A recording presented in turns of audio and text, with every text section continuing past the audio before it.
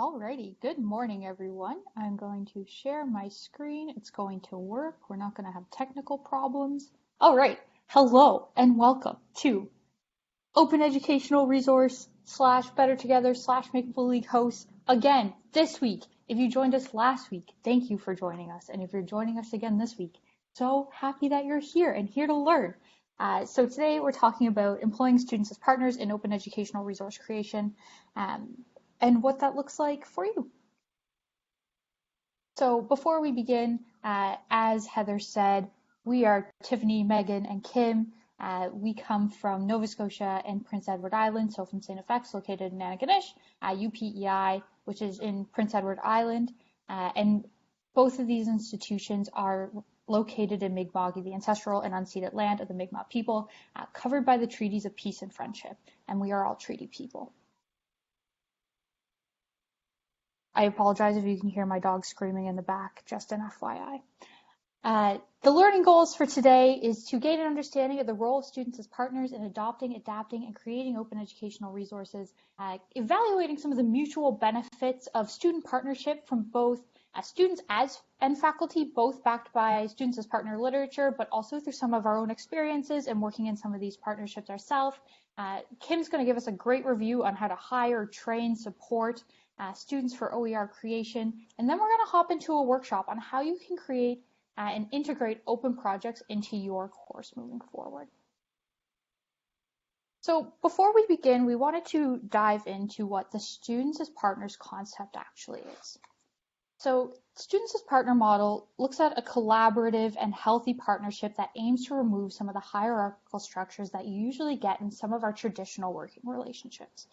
So when we're working as something like a students as partners model, what we're leaning into is the values of openness and trust and honesty, leading into shared goals and values and having regular and consistent and constructive communication between our partners. So in today's talk, we're going to be focusing a lot on faculty-student partnerships in OER creation, where through that alone is a natural power imbalance. When you look at something like being an undergraduate student, you have a power imbalance with your professor who's there to mark you and grade you. So recognizing this and recognizing that in a lot of things that we talk about, there's not many things that we can do to remove that kind of inherent power imbalance. What we ask for you to do today is kind of take a deep dive into your own opinions on what student partnerships are, and to ensure that your approach and the approaches that you take moving forward off of this panel to dive into what you think would be a constructive and healthy student partnership that aims to value and have equal partnerships with your students so that you can ensure that their work is valued and appreciated to the fullest experience. And with that said, I will pass it over to Megan. Great, thank you very much.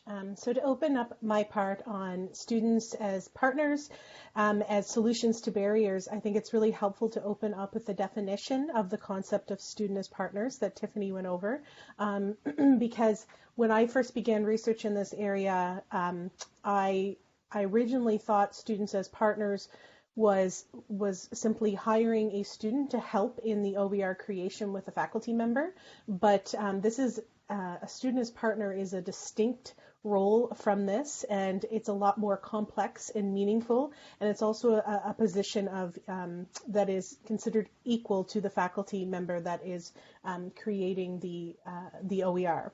So to understand how students as partners can help serve as solutions to barriers in OER creation, we need to understand some of the barriers that exist in OER creation. So this is a quote here from Henderson and Company. Research into OER use, perceptions, and costs and outcomes is becoming more prevalent.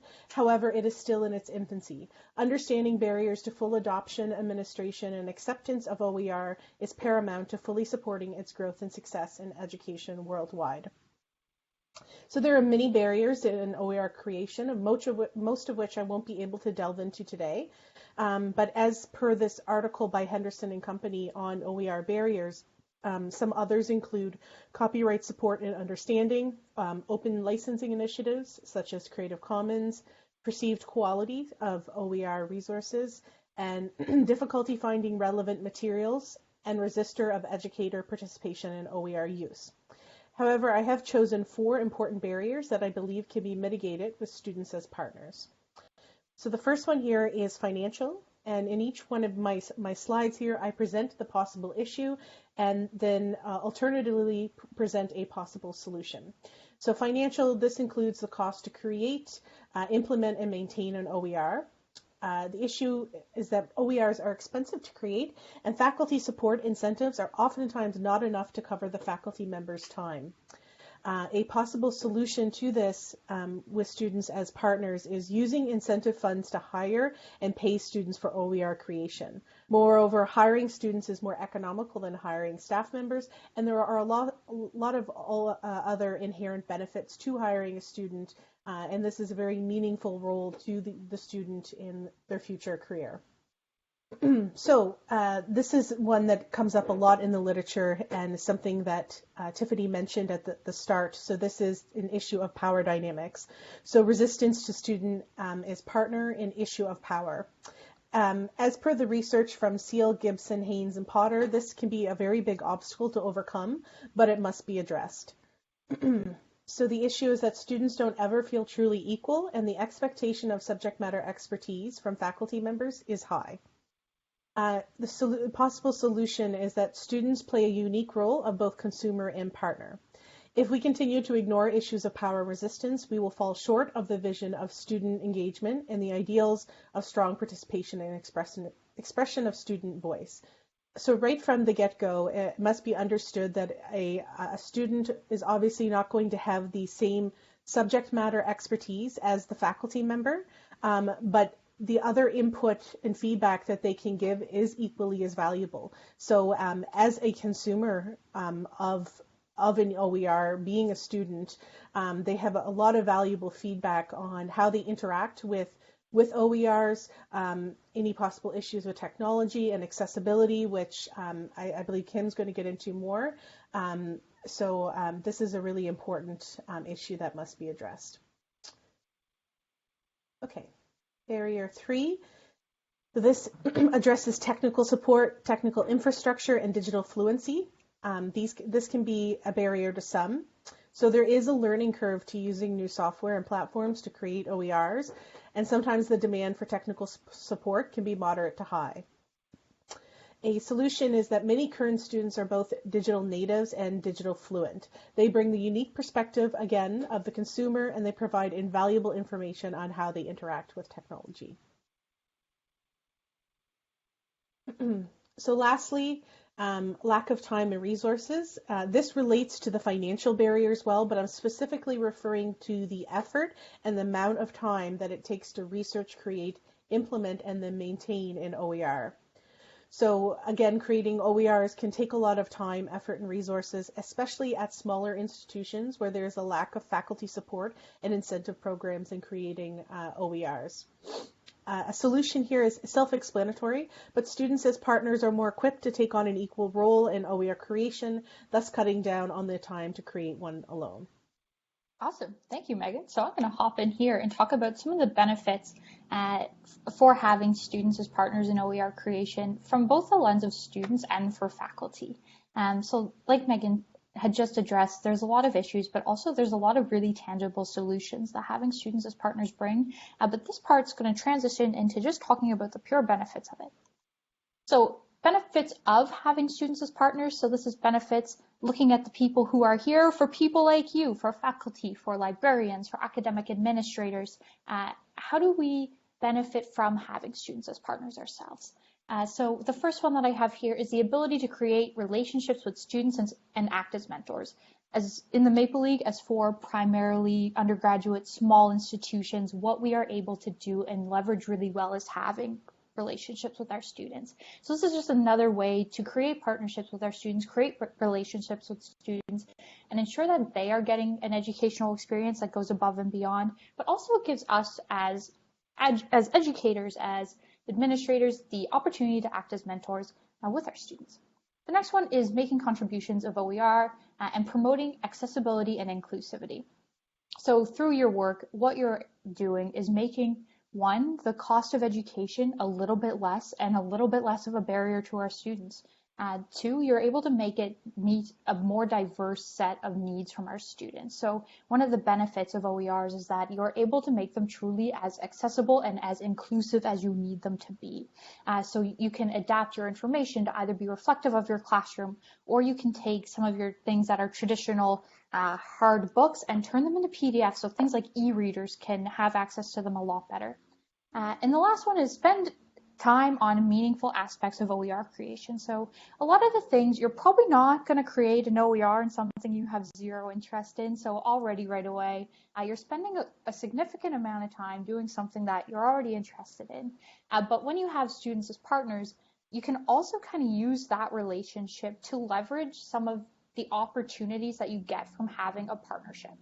So what I mean by that is that if you have something in your OER creation that you're either not familiar with or you don't understand, you have a student partner who likely does. So for example, we're going to talk a little bit about Pressbooks later on. And Pressbooks is one of the main platforms that are used to create open educational resources. If you're not super tech savvy, it's a little overwhelming. If you're a student, I think a 20-minute workshop on it is probably sufficient. So kind of some of those things too, when you have students as partners, you're able to kind of fill some of the gaps that you would have by yourself. So the next part is benefits for students as partners. So this is looking at benefits for people like me, who just walked out of an undergraduate education, and people like Lauren, who just walked out of an education, out of her education, and how having students as partners would benefit people like us. So when looking at this, I want to lean back into some of the high impact practice literature. And if you've been coming to our sessions, and I see a lot of people here definitely have, you're probably already pretty familiar. But high impact practices are a set of educational activities that, when students participate in them, have significant impact on their learning.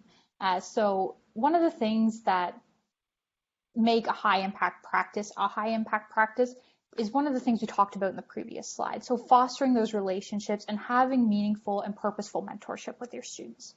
Other things include having students have the possibility to apply their knowledge outside of the classroom in different ways within the classroom as well.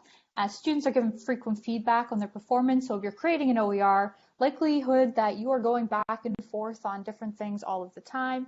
I would create something, I would send it off to, I see Jessica here, I would send it off to Jessica, she would send it back. And we would keep that constructive conversation going. And almost most importantly is students committing a significant amount of time to a meaningful topic.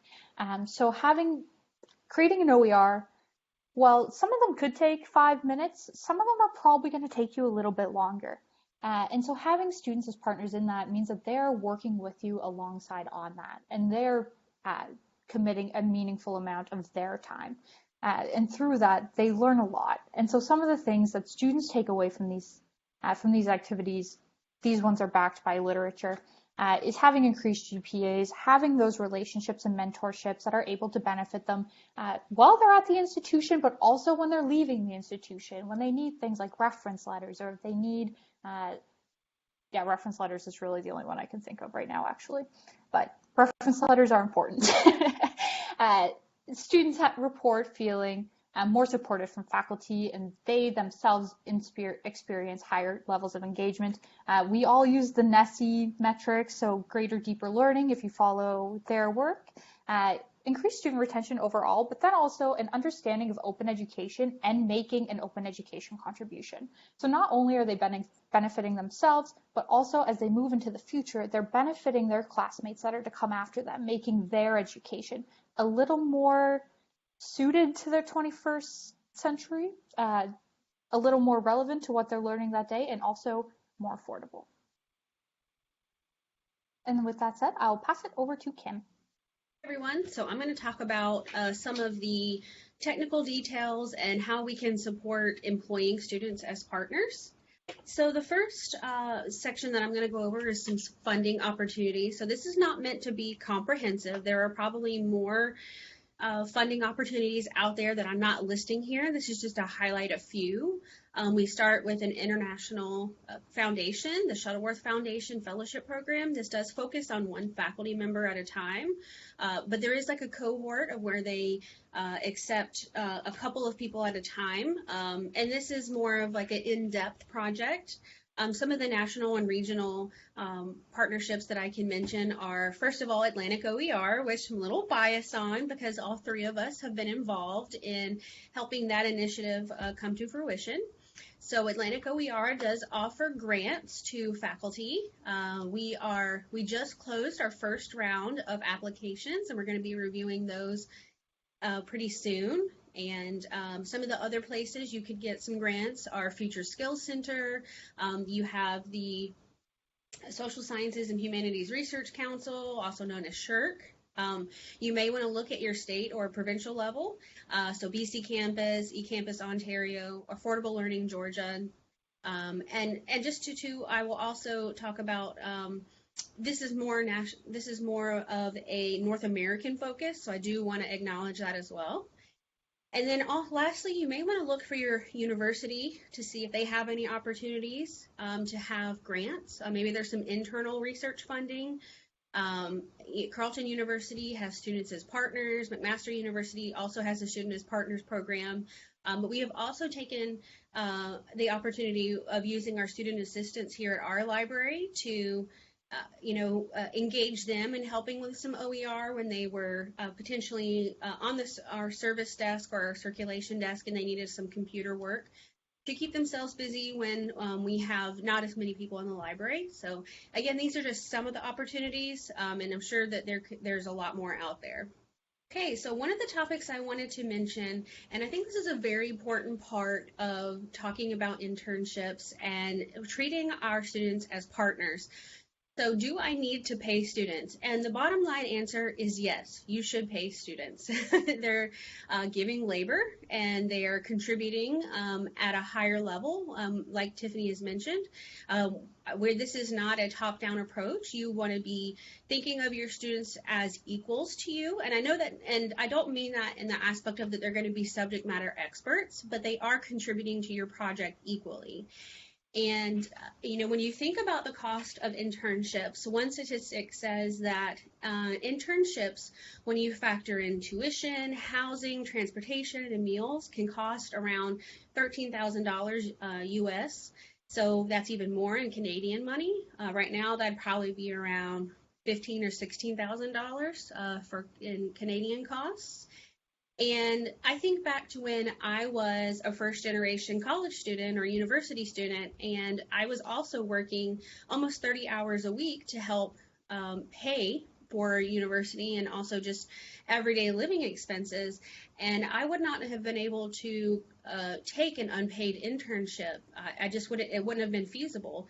So you want to think about opportunities and funding that can help you offer some funding to pay your students. This is also an equity, inclusion, and diversity issue that you really need to think about.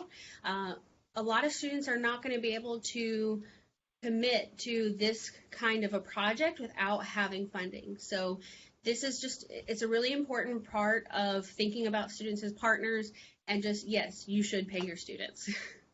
So how do you actually hire a student? So I will say that every university is a little bit different. So you do want to look up and see what the human resources requirements are.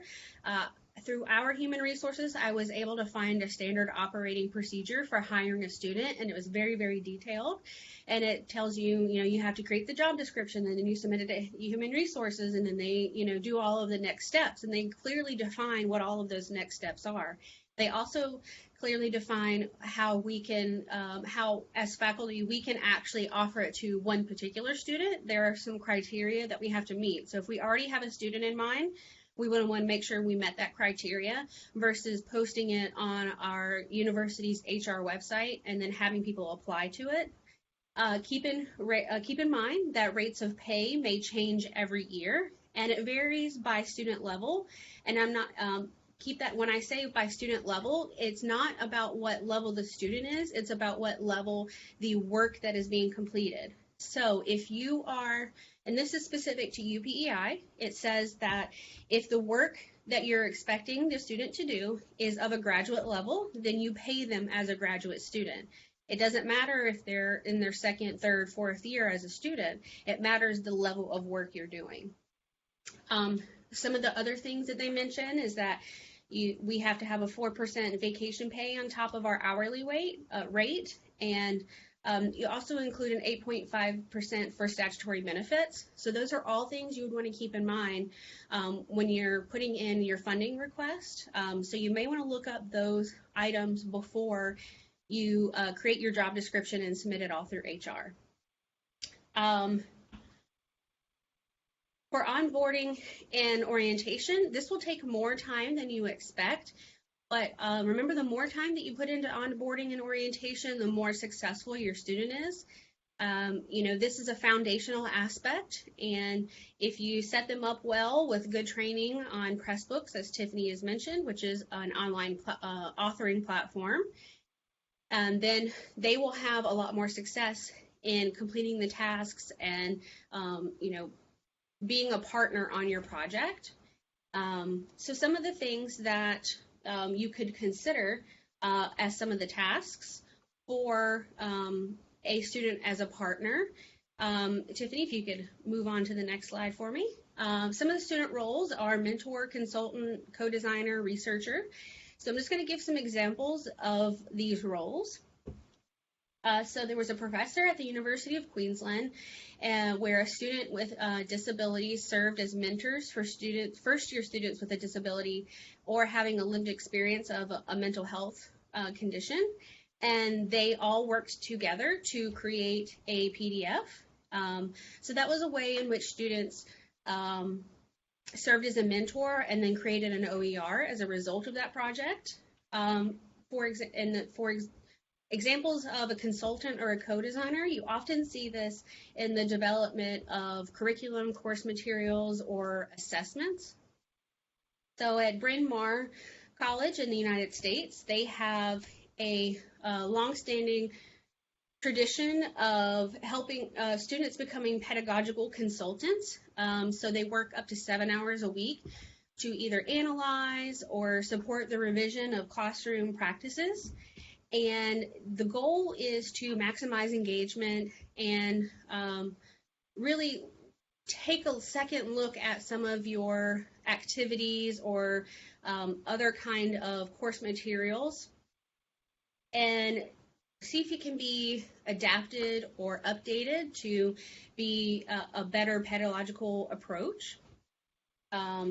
There's also the example of the University of Western Ontario. They had a third-year, one-semester offering called University Science Education, and it had an open syllabus that provided basic administrative information and like broad educational outcomes. But during the first 3 weeks, faculty facilitators collaborated with students and to come up with a framework, and they developed expanded outcome, specific learning activities, assessment, rubrics, due dates, and course policies.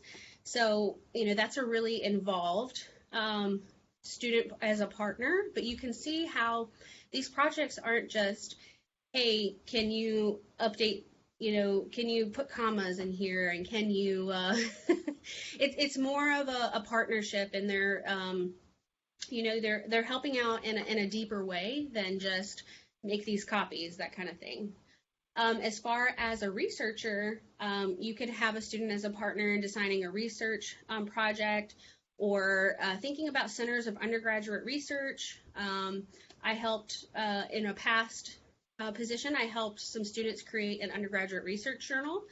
And I know that's not a traditional OER, but we did talk about OERs in the creation of that journal. And I was able to talk to them about the importance of open access, and unfortunately, I left to come to UPEI before this project was finished, but we did talk about creating an OER about how to start an undergraduate journal. So still keeping an eye out to see if that happens. Right, so the next topic we're going to go into is about training students. And there's going to be specific training that is related to your project, but you also need to talk to them about just the concept of open education and the practices that go along with that. There's certain topics that they may not be aware of, so it's important to go over open access and what that means. These are all very academic concepts, and they may not be as familiar with them. Some of the other topics you may need to review are accessibility and licensing and copyright. So, copyright is not an everyday language, and it's not not something that we all are born with this just the understanding of copyright. So reviewing copyright with maybe this would also be a great opportunity to engage with your library or librarians at your institution to see if maybe the student could talk with a librarian about copyright and licensing and Creative Commons, those kinds of topics. And just to jump back to accessibility, there are lots of toolkits out there that talk about accessibility and the things that you should incorporate into an OER to help with accessibility. For example, one of the things I'm guilty of myself is forgetting to put captions on images or putting alt texts to allow for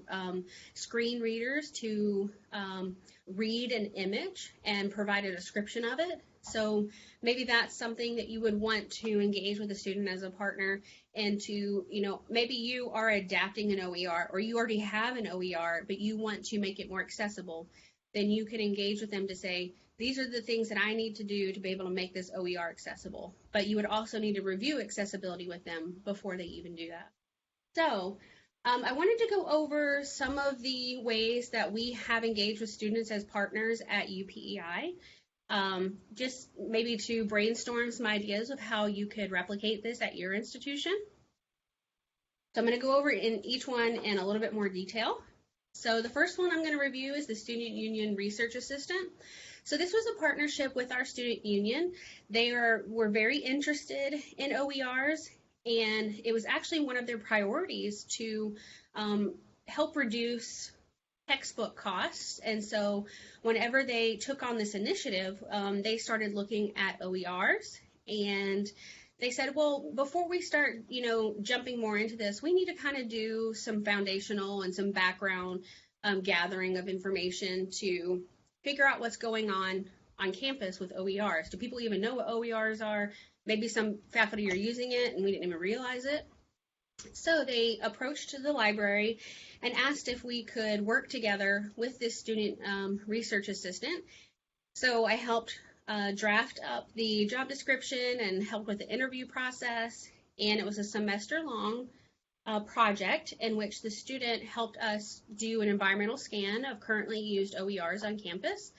So the student met with deans. They actually created a survey through, we have the Google suite of services, so they used Google Forms. And we were really trying to engage with our faculty on campus. So that was why the student went beyond just creating a survey to gather that information. They met with the deans to let them know, hey, we're trying to do this, and we'd really like to get your your buy-in and encourage faculty to let us know if they're using OERs. And we also took the opportunity to have that student assist a faculty member who was creating an OER on our Pressbooks platform. And again, I'll introduce Pressbooks in a little bit more detail. But then they actually went on to Pressbooks and were helping with like creating a glossary and that kind of thing. So we do have a web page that was updated here on the library website about known open textbook adoptions at UPEI. This is something we struggle to keep up to date because as soon as we create it, it may be out of date. Everything changes each semester. So just keep that in mind that, we try to keep it up to date as possible, but it is what it is. Okay, so the second project that I wanted to talk about was a service learning project. So we engaged with one of our courses that had a service learning project, and a student worked with us to launch a textbook champions kind of like campaign. So we wanted to highlight some of our faculty on campus just to bring awareness of OERs, but then also just to kind of like give these people a pat on the back for, doing the work of using an OER in their course. And the student that I worked with, we came up with the questions that we wanted to ask our faculty, and the student was the one that actually did the interviewing of the faculty members. It mainly happened over email. However, I, encouraged them that if they wanted to meet in person, they certainly could.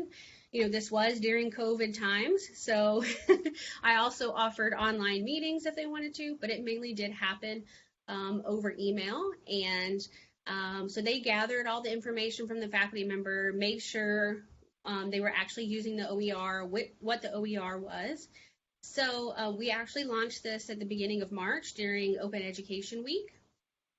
And we asked these questions about the impact of using an OER, what would you, kind of advice that you would offer to other faculty members that are switching to an OER, and then why did you? We also calculated approximate savings per semester. So we hope to do this at least once every academic year, just to encourage the use of OER, but the student was really helpful in gathering and interviewing these faculty members. So our next project was our OER Development Program grants. So we were very fortunate in that our student union, again, was very involved and interested in OERs, and they actually approached our province and asked the PEI government for funding to create an OER development program. And they were very supportive of the efforts. They gave us $25,000. And so we created grants for our faculty to create OERs. And a bunch of the faculty members hired students to edit or assist in the creation of their OERs. Just heard last week from one of our computer science faculty, and he said it was instrumental in helping create his OER, and that he wouldn't have been able to have the quality of OER if he hadn't had this grant and engaged with students to create it. So I was very happy to hear about that. We had a variety of materials that were developed from our grants, and I know that we have really focused on textbooks, open textbooks in this presentation, but OER is comprehensive. We had faculty not only create textbooks, a lab manual, they created flashcards, so open flashcards. They basically were already using an OER, and they wanted to create some student support materials, and so they have created flashcards that are openly available that are related to the OER that are out there. So a lot of these projects, we had hoped that they would be completed in 2020, but again, COVID times. So we have allowed our faculty to take a little bit longer, and we didn't expect them to finish it during 2020 just because they were already bombarded with potentially changing all of their courses to online, that we knew that it would be unrealistic for them to meet that deadline. So we have extended it to longer into this academic year. I'd be happy to connect you with any of the faculty members from our grants if you're interested in learning how they've engaged with students. So, yeah, we can move on now. Okay, so this is a screenshot from within Pressbooks. And so what we've mentioned is that it's an online platform that helps you create an online book. And it is very similar to WordPress, if you have ever used WordPress to create a blog or a website. And most students, or some students, have done this, so it may be very familiar to them. But you can see it's a text editor that's just similar to any kind of text editor online you've used before. So, if you've used a learning management system, you will be familiar with all of these icons and using and writing into, this box. And what I wanted to point out here is that you can see that this faculty member who is here at UPEI, this is a business book, has integrated some learning objectives, and they have put it in this block of color and all that stuff. That is actually not something that is standard. That's something they've gone on and implemented for every one of their chapters. So there is a lot of time and effort into formatting and making this really great, but that's what some students can help you do. So I just wanted to kind of give you a behind the scenes look of what you can see in Pressbooks. Again, this is another screenshot from Pressbooks, and what I wanted to point out here is that this is how you can, I mentioned about like creating a glossary. So if you look at the second line of this text, you can see there's a little bit of code. Yep, there we go. That is making this into a glossary term. Again, this is something that students can help you with and increase the functionality of your book online. So, you know, we can put a book online and just put up some text, but we want to kind of make it more interactive and more functionality within it. So again, this is another task that students could potentially help you with, and they can help you identify maybe some of the terms that they think need to be glossary terms. So maybe that could be a way that you engage a student in a deeper level is, hey, can you go and read chapter 12 and pick out terms that you think would be great for a glossary, because that would help me, and then you can review it together and say, yes, I agree that all of these terms should be, and then they could actually go in there. And you don't have to know coding to do this. There's just a button that you push in Pressbooks that inserts all the code for you. So, but you know, an example of what students can do for you. Another idea that I had was related to, again, making your book more interactive. So our Pressbooks has a plugin that allows you to create interactive kind of media objects in your textbook. So these are just a small sample of the types that are available.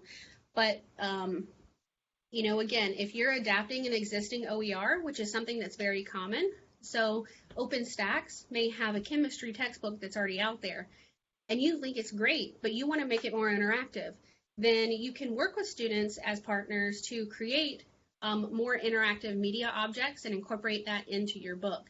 So again, this is it's a free thing that we install with our Pressbooks, and you can make it as interactive as possible. And the last project that I wanted to review for students as partners is that here at UPEI, we have applied for a Young Canada Works position, an OER program associate. And this is just some of the tasks that we listed as duties of the position. But yeah, we're looking for we're going to engage with a student to help out with the program overall. So they could potentially help out with the textbook champions. They could help out with assisting educators who are creating OERs. But this is another way that we're engaging with students as partners. Lastly, there's just a few other examples of co-creation of OER that I wanted to review. So I thought that this was a really cool project that was Maxwell Nicholson of the University of Victoria. He actually approached an entire department and said, you're already using an OpenStax textbook, and we want to enhance it and combine it with lab notes and slide decks and create a more and a better OER to help students not have to buy an expensive chemistry textbook. So I thought that was a really interesting project at the University of Victoria. It was because it's student-led. It was something that they approached the faculty and said, we're interested in this and we want to help you make it happen. They actually applied for a BC campus grant and got it, and that was a really cool project. The other kind of co-creation of OER is in a renewable assignment. So we're going to go over this a little bit more in our workshop that we're going to get to in just a minute.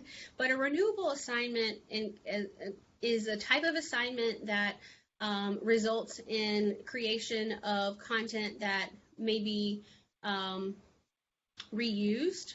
So maybe it would be better for me to explain it as something that it's not. The traditional assignment is, the student does the assignment, they turn it in, and they get graded, and it goes back to them, and it doesn't ever go anywhere. A renewable assignment is an example of is a type of assignment where the product of the assignment can then be shared publicly. So an example that I've linked here in these slides, which I think Tiffany will probably distribute after the presentation, is the assignment that a professor had in an education course was that the students had to present an overview of a research methodology or theory. And she combined all of those overviews into an open textbook, a short guide in educational research methodologies. And so she continually adds to that book every time the course is taught. So, instead of having students, do the same methodology or theory, then they go and look at the book, see which one is missing, and then they add to it. So it's an assignment that you can use over and over again to help create an OER. Hope that makes sense.